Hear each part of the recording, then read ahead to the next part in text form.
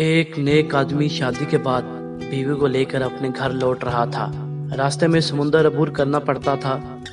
आदमी ने एक कश्ती का इंतज़ाम किया और वो दोनों समुंदर अबूर करने लगे। कश्ती बीच समुंदर में पहुंची ही थी कि समंदर में तूफान आ गया। इस सूरत हाल में बीवी का खौफ से बुरा हाल हो गया, लेकिन आदमी ऐसे इत्मीनान से बैठा रहा जैसे कुछ गैर मामूली नहीं हो रहा।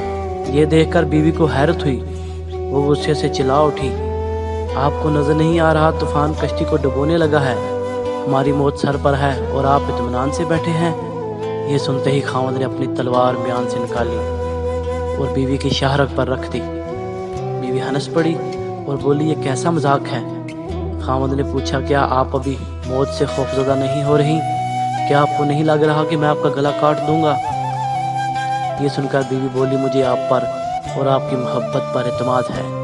मुझे पता है आप मुझसे बेइंतहा मोहब्बत करते हैं और ये तलवार आपके हाथ में है तो मुझे कोई नुकसान नहीं पहुंचा सकती। ये सुनकर खामद बोला, जैसे आपको मेरी मोहब्बत पर एतमाद, वैसे ही मुझे अल्लाह की मोहब्बत पर यकीन है और ये तूफ़ान भी अल्लाह के हाथ में है। वो चाहे तो इसे रोक ले, चाहे तो हमारी कश्ती डुबो कर भी हमें बचा ले। याद रखो, अल्लाह जो भी फैसला करे वो हमारे हक़ में बेहतरीन होता है।